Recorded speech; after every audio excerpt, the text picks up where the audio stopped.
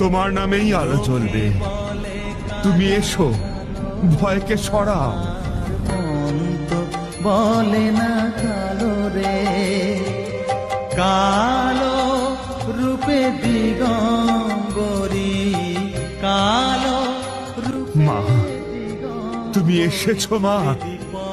তারানাথ, তোকে এখানে নিয়ে আসার আমার একটাই মাত্র কারণ ছিল। কি কারণ মা?